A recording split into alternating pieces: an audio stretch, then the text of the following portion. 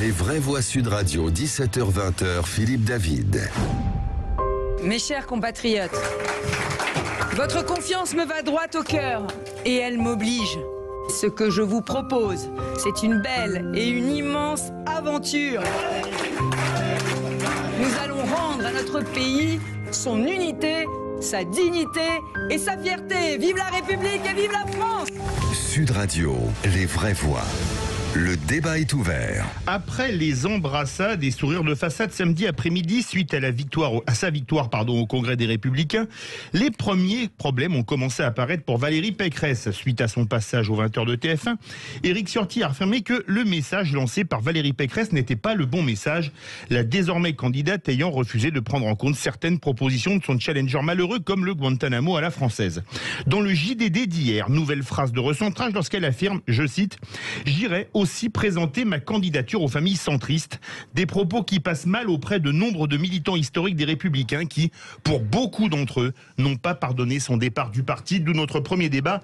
Valérie Pécresse est-elle la bonne candidate pour la droite? Et vous dites non à 91,8%. Avec nous, Guillaume Bernard, politologue. Bonsoir Guillaume Bernard. Bonsoir Philippe David. Est-ce que finalement, Valérie Pécresse et Emmanuel Macron, ça fait pas deux candidats de la droite orléaniste et que deux candidats de la droite orléaniste, ça en fait un de trop? Écoutez, Macron n'est pas encore candidat, on verra bien s'il ira. Bon, je plaisante. Il est évident que Valérie Pécresse a réussi à cumuler sur son nom lors de la primaire LR, je dirais, l'essentiel des voix de ses concurrents, qui se sont remportés sur elle, étant donné qu'effectivement, elle est positionnée au centre droit. Cela dit, d'abord, Éric Ciotti a progressé entre les deux tours, alors que personne n'avait appelé à se reporter sur lui, ce qui montre qu'il reste à LR, évidemment, une base militante véritablement marquée à droite.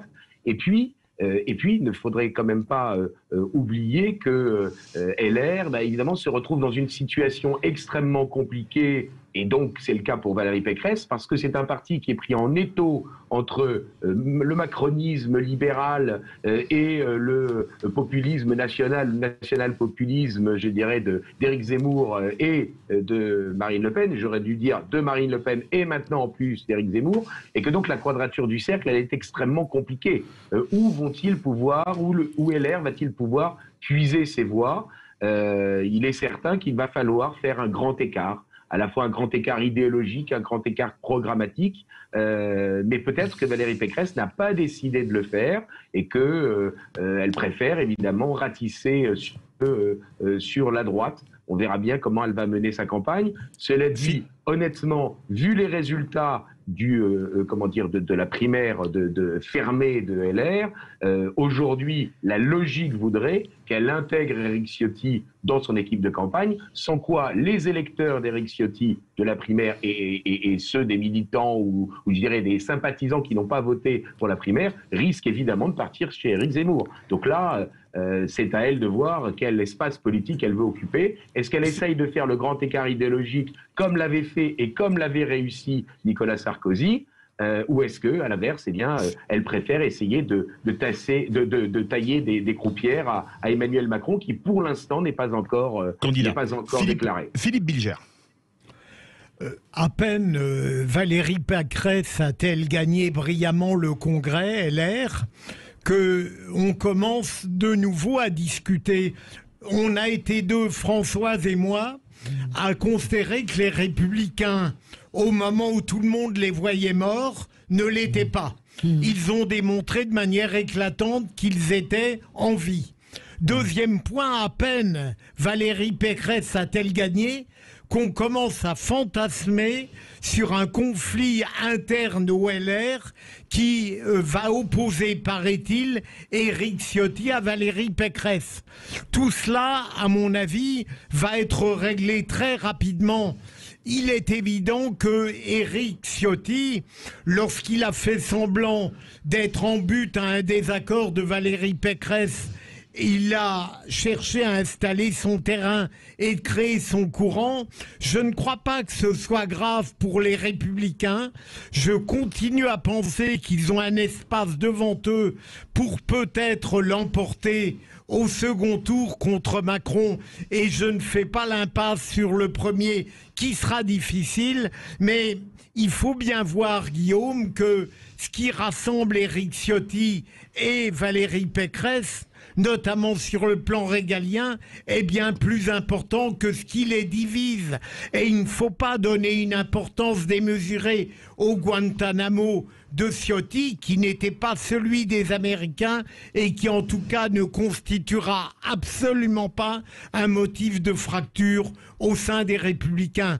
Donc j'ai l'impression que certains se réjouissent trop vite. Les LR ne sont pas morts. Ils existent. Valérie Pécresse n'est pas forcément ma candidate préférée, mais elle n'est pas médiocre. Et je crois qu'elle aura des chances au second tour face à Macron. Guillaume Bernard. Ah oui, non, mais je suis parfaitement d'accord pour ne pas enterrer les LR. Je dis simplement que les Républicains se retrouvent dans une position depuis plusieurs années qui est une position compliquée politiquement, parce qu'il faut délimiter leur ligne, délimiter leur espace politique, et que Valérie Pécresse est évidemment confrontée à cette difficulté, et que, en outre, évidemment, elle se doit à la fois d'essayer d'aller ratisser au centre droit et en même temps de ne pas se couper d'Éric Ciotti qui, somme toute, a quand même fait un bon score au deuxième tour et, encore une fois, a fait un bon score en progressant alors que personne n'avait appelé à se reporter sur lui. Donc, sincèrement, moi, je ne crois pas qu'il y aura une scission. Je ne crois pas qu'Éric Ciotti se ralliera, comme l'espèrent les soutiens d'Éric Zemmour, à leur candidat. Je pense que s'il devait y avoir des rapprochements entre Ciotti et Zemmour, il ne pourrait avoir lieu qu'après le premier tour de la présidentielle. Et je confirme qu'effectivement, à mon sens, maintenant que l'offre politique va être plus simple à comprendre, parce qu'évidemment, les sondages, l'option Barnier, l'option Pécresse, l'option Bertrand, c'était incompréhensible. Maintenant, les sondages vont être plus lisibles et les choix politiques vont être plus clairs pour les personnes interrogées, pour l'opinion publique. Il est parfaitement possible que la candidate des Républicains puisse progresser et puisse peut-être atteindre le second tour. Est-ce que ce sera face à Macron ou est-ce que ce sera face à un autre candidat plus à droite?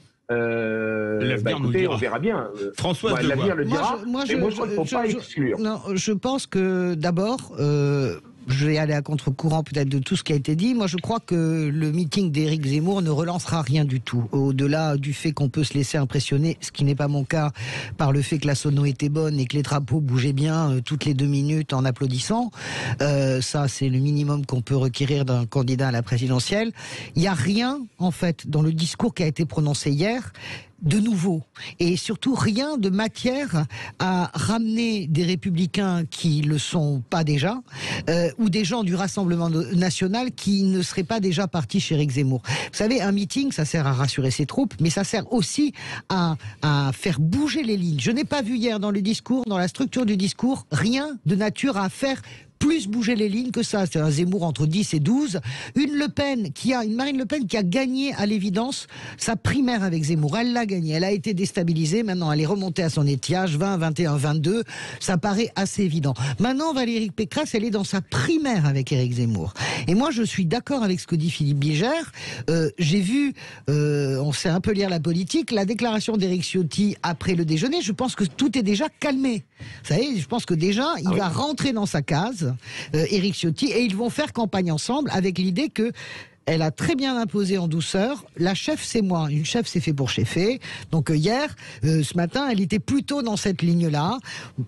On n'écarte pas Zemmour, on lui donne une place particulière, on ne sait pas ce que c'est, voilà, mais la patronne de la campagne, c'est moi. Il n'y aura pas de tandem, comprenez? Le tandem, c'est absolument abominable, surtout quand on pédale pas dans le même sens. Donc, moi, je pense que, effectivement, la primaire Zemmour-Le Pen, c'est Le Pen qui l'a gagnée. Je ne pense pas que Éric Zemmour pourra se refaire sur Marine Le Pen. Maintenant, son seul espoir à Éric Zemmour, c'est les Républicains.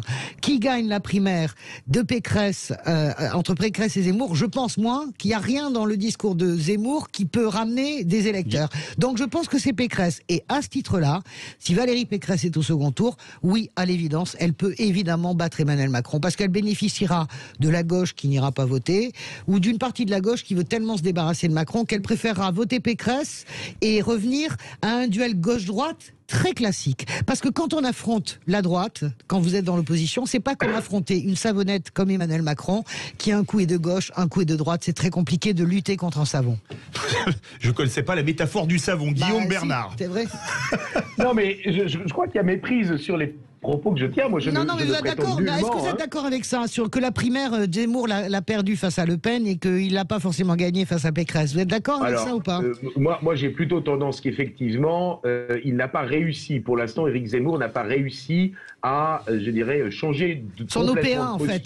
Son OPA, à changer complètement de posture et effectivement à capter l'électorat populaire de Marine Le Pen. Il a capté une grande partie des catégories moyennes et supérieures qui sont déçues du Rassemblement national. Il a capté une partie des catégories moyennes et populaires qui votent pour LR. Et il n'a ni les CSP+, qui sont restés à LR, ni les catégories populaires qui sont au RN. Pour l'instant, je crois sincèrement que la campagne ne fait que commencer.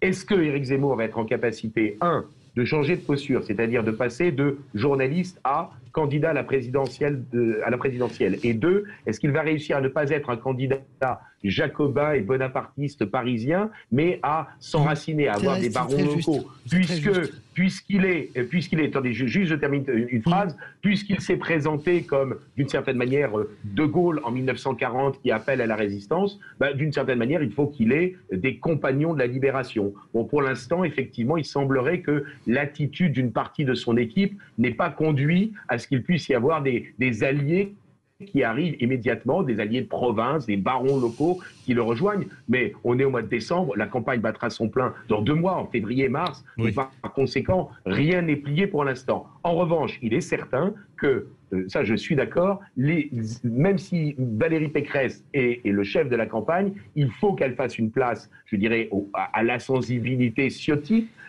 Et ça sera sans doute plus facile de le faire, étant donné que les résultats du premier tour de la primaire LR ou du congrès LR ont été dans un mouchoir de poche, alors qu'en 2016-2017, ça avait été la bérésina interne à LR, parce que les écarts avaient été tels entre les candidats au premier et au deuxième tour que l'équipe Fillon avait complètement, je dirais, mis de côté toutes les autres sensibilités. Là, je pense que Valérie Pécresse a des possibilités d'être au second tour. Là où je suis un peu plus dubitatif, c'est là où je pense qu'on ne peut pas aujourd'hui complètement trancher, c'est que si les cartes sont rebattues, Valérie Pécresse pourrait être face au second tour, mais est-ce que ça sera face à Macron, est-ce que ça sera face à Marine Le Pen? Franchement, sincèrement, je crois qu'on le saura le 10 avril à 20h à peu près. Sincèrement, un second tour droite, droite radicale ou droite nationale ou extrême droite, comme vous voulez, ça ne paraît absolument pas impossible. Ça ne paraît pas une hypothèse à écarter totalement. Si Valérie Pécresse réessaye et réussit à recapter l'électorat de centre droit, on peut voir un Macron qui rebaisse. Jean Dorido. Oui, alors là, pour le coup, je vais m'autoriser à m'inscrire en faux par rapport à ce que je viens d'entendre, parce que quand même, il y a une grosse constante pour le moment dans toutes les photos des intentions de vote qu'on fait à un instant T, c'est que le président Macron a quand même vraiment une base très très solide de personnes qui envisagent de voter pour lui si le premier tour était demain. Entre 20 et 23%. Oui, c'est très peu sans réserve pour un second tour. Ça me semble en tout cas être quelque chose de très solide et c'est peut-être ça embête ses opposants, mais enfin c'est quand même un fait. Et donc c'est pour ça qu'un second tour Le Pen-Pécresse, ça me semble vraiment très olé olé, voilà, très hasardeux, voilà. Très. Maintenant, pour répondre à la question, est-ce que Valérie Pécresse est la bonne candidate pour la droite? Il me semble que la droite ne pouvait pas rêver mieux que Valérie Pécresse pour sortir de ce congrès, parce que sans faire injure aux adversaires potentiels à droite, que ce soit Marine Le Pen ou Éric Zemmour, c'est quand même celle qui semble la plus crédible. Si on envisage un second tour, un débat de second tour avec le président Macron, Valérie Pécresse, c'est un fait, elle a été ministre, elle est énarque comme monsieur Macron, et il me semble que c'est quand même la plus crédible en termes de présidentialité, comme on dit. Elle me semble vraiment tout à fait solide. Et puis, elle est quand même entourée. Il y a notamment monsieur Stefanini qui va s'occuper de sa campagne. C'est le monsieur qui s'occupait de Jacques Chirac à l'époque. Ouais. Et puis de Fillon avant qu'il y ait toutes les histoires autour des costumes et de Pénélope. Voilà. Et c'est quand même une pointure en termes de gestion de campagne. Et du coup, c'est vrai qu'on peut envisager qu'il y a vraiment, pour les personnes qui ont cette sensibilité de droite républicaine, Républicaine, un vrai espoir autour de Valérie Pécresse, avec en plus, je rejoins ce que disait Philippe Bilgeard tout à l'heure, une chamaillerie qui n'est plus d'actualité avec Éric Ciotti. Donc vraiment, tout est possible. Guillaume Bernard. Mais moi, je suis parfaitement d'accord avec vous sur bien des points. Ce que je dis simplement, c'est qu'on est au mois de décembre, qu'on a 50% de l'électorat qui n'est pas sûr d'aller voter ou n'est absolument pas certain de son choix, et que donc par conséquent, quand moi j'entends les partisans des uns et des autres dire on est à tel niveau de je dirais de pourcentage, je crois que les cartes peuvent être parfaitement rebattues, que effectivement pour l'instant, par exemple, Marine Le Pen face à Zemmour, eh bien, est remontée, mais que par ailleurs, ça pourrait parfaitement changer, et que maintenant que LR, ça j'insiste sur le point, maintenant que LR a un candidat, et je dirais, il est certain que ce candidat-là est susceptible de monter dans les enquêtes d'opinion. Enfin, pour l'instant, si Valérie Pécresse a, semble-t-il, le bon profil pour incarner, je dirais, cet positionnement de centre-droit, mais qui n'abandonne pas complètement la droite, il n'empêche que pour l'instant, elle est 3e ou 4e et qu'elle n'est pas convoquée, si j'ose dire, pour être présente au 2e tour. Et je répète que Emmanuel Macron n'est pas encore candidat, que les bruits avaient couru, qu'évidemment Emmanuel Macron voulait y aller, mais enfin il n'est pas inenvisageable qu'il y ait une doublure pour représenter son espace politique. Et enfin, je rappelle que bien sûr la force d'Emmanuel Macron, c'est son positionnement au centre, c'est le fait qu'il peut d'une certaine manière capter les modérés des deux camps. Ça n'empêche que le débat politique, et on l'a vu par exemple lors de la primaire LR, le débat s'est extrêmement droitisé. J'ai jamais vu un débat entre caciques d'un parti politique de LR qui a été aussi dur sur l'immigration, sur l'insécurité, etc. Alors là, pour le coup, ils ont été complètement happés par la droitisation, le pénalisation, zémorisation, comme vous voulez, du discours. Voilà. Philippe Bilger et Françoise Degois, mais très court. Je suis moins impressionné que Jean par les 22-23% qu'on prête sans arrêt Emmanuel Macron. D'une part, des choses peuvent se dérouler jusqu'en avril qui peuvent changer radicalement cette image. Deuxième élément, il ne faut pas oublier qu'il profite depuis des mois abusivement d'un double statut. À un moment donné, en janvier ou en février, il devra bien cesser de se considérer masqué, il devra bien s'engager, et là je crois qu'il pourra devenir un candidat ordinaire. François Degois en 15 secondes. Dire que Macron de toute façon va fondre, c'est normal, entre 20 et 21 et 22, s'il finira pas à 23-25, et que c'est très peu pour le second tour, et c'est ce qui inquiète l'Élysée, même s'ils prennent un air. Deuxième point, je pense que tout ça travaille pour Marine Le Pen, parce que la réalité, c'est que ce qui est en train de se créer avec cette campagne très à droite, c'est que si Marine Le Pen est au second tour, c'est la première fois dans son histoire politique qu'elle aura une vraie dynamique autour de ses idées, et que tous les gens qui ont fait campagne à la droite de Marine Le Pen auront bien du mal au second tour à ne pas dire de voter pour elle. Et donc, la grande vainqueur pour moi du meeting de Zemmour hier, c'est Marine Le Pen. Merci beaucoup Guillaume Bernard, politologue. Verdict sur Twitter. Valérie Pécresse est-elle la bonne candidate pour la droite? Vous êtes 92,6% à dire non. Ça vous dirait une chronique présidentielle de Philippe Rossi? Oui, alors. Tout de suite.